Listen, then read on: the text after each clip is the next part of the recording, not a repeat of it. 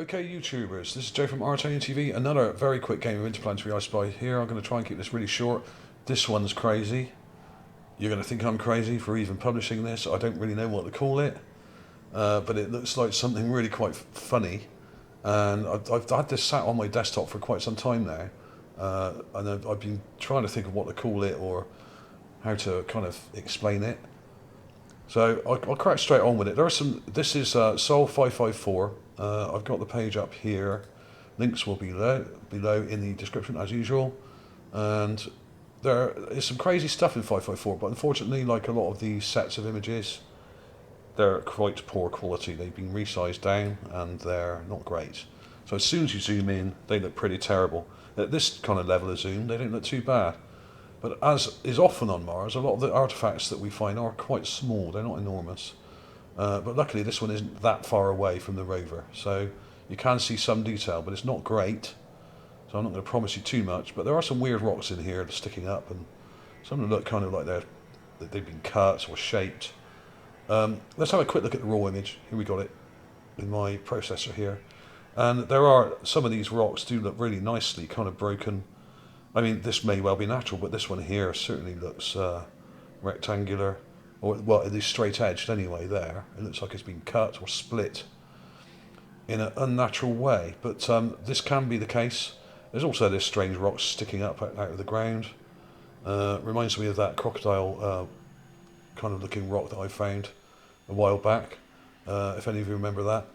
In fact, this one was clearer, and you can actually see in this one, without doing anything to it, what looks like a cheek here, a nose, some teeth, a chin, some eyes, and a head with what kind of like a pointed part to it here. Now, I know this sounds crazy, but it looks to me like a part of a statue or something. Now, there are some pretty weird statues I found up there, and a lot of them are buried right up to the chin in sand. I would imagine, if you look at all the sand here, it's all kind of drifted up against this rock. I would imagine there is something interesting just below this. As I often say in these videos, there's bound to be. It actually looks slightly better from this distance here. This has been enhanced slightly. I've blurred it slightly to get rid of that pixelation, and it's actually smoothed it out a bit. And you can kind of see a bit more detail here. It's really strange. It looks like a guy's head to me. Now, it may not be, of course. It may just be a rock that just looks like that. But the number of statues that I have found up there, and a lot of them are very clear and very large, and not very far from the rover, the number of these I've found so far makes me look at these rocks in a different way, and you have to kind of think to yourself, are there any more? And if you find one statue, great. If you find two, amazing. If you find 5, 6, 7, like I've done, then you've got to start thinking, well, there must be more in this area. If you found that many already, there must be more, which is why I've been going back over some of these older images from Sol 554 and around that sort of time, because there are loads of these things everywhere. If you're willing to sift through these images and search. This is a clip from the black and white image here. You can see, actually no, this is the magenta plate. What I did is I got the image. Let's go here. I got the image, and I cropped it, and I split it to CMYK, and then you get the sort of raw image. Right, I'll do that now. In fact, to show you how I do that. This is the tip I picked up from Space Cadet and Chris at Mars Anomalies channel. This is actually rather good if you want to really look at what's in these images. Now, is this the better one? I think this is the better one, yes. Right, so what you do is you put that into your processor. Okay, let's get rid of the one we don't want, which is this one, which is much worse for some reason. I think it's just the way that the compression lines cut through it more. This one's a bit smoother already, but I'm going to split the image, split the channel to CMYK, okay? And you have the black plate, yellow plate, magenta plate, and the cyan plate. Now generally the magenta plate is the best one to look at and is closest to the raw image. So what I'm going to do there is actually flip it to negative, and bang, there we go. Now you will see that this is much smoother, because It doesn't have all the other bad quality information, although a lot of it has been removed. You can see up here, where this is where there's very little data. When you have heavy shadow on a rock or something like that, if you compress the image really badly like they do, what it does, it just removes any what they think is unnecessary detail, and this is usually taken from the dark parts of the image. You'll get a similar effect if you get a compressed video or ripped download off the TV or something.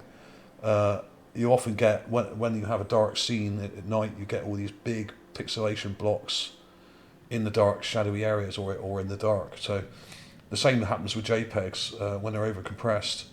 You lose a lot of the information, so the shadows become very choppy, and this is why sometimes you need to put a bit of blur into the image to actually bring out what's there. I'll show you. I'll just clip that out actually, and I'll show you what I do. I'll just take a clip. I don't want to get too close. If you clip too close, it won't look any better. You've got to clip it, give it a bit of space, give the object some space, give it a bit of respect. You know, if you go in too close, it would just look like a blurry piece of crap, and no one will be able to tell what you're trying to get across. There we go. Now, I just increased the pixel density then. You probably missed that. From 200 to 2000, okay? That's just the quickest way to do it for me. You may not want to do it that high, but it's just quicker. And I've upped it, the size, to 1280, so it will fit in my viewer. And then I usually crop it down. I'll just blur that now. I won't do the full process because I've already done some clips of this. Let's Gaussian blur it. Well, I think it would need a bit more than 1. Let's go up to 1.4. Don't want to go too high because you'll lose some sharpness if you do that. But you can see what looks like an eye socket here, an eye socket there, a nose, an upper lip here, what looks like a mouth with teeth, very bright teeth, and a very light-looking chin, and almost like a helmet or something sticking up here. Okay, so what I'll do, I'll show you the enhancements I've already done just to save time, because otherwise we'll be here all day. And here we go. So here's that clip I just showed you, but from a bit further back. That's completely raw. That's a magenta clip, like I just showed you. So I split the image and then turn the magenta clip to negative to give it a clearer, raw look at the image, okay? Without all the orange and infrared filters that they put over these things. Now, let's look at the enhancement. Now, what I've done there is I've carefully enhanced some of the shadows in here. Now, I still don't know whether this is a face or not. It does look like one. It may not be, but there does seem to be an ear, some eyebrows, quite clear, and a sort of point on the back of the head. Now, this to me almost looks like a bald head with what could be a ponytail or something coming off the back of it. It could even have a clip around the ponytail. Who knows? Just speculating. But what's all this stuff next to it? I mean, this could just be some random rock. There are some very odd-looking rocks in this area. Some of it looks like brain coral, and brain coral can look like faces and all sorts of things. So I'll call it a day on that one. I'll show you those quick enhancements again. I haven't gone too crazy with that. You can see there's the raw image. I've just added shadows that are already there. I just darkened it, really. That's all I have done. I haven't gone too mad. I'm just accentuating the detail that is there.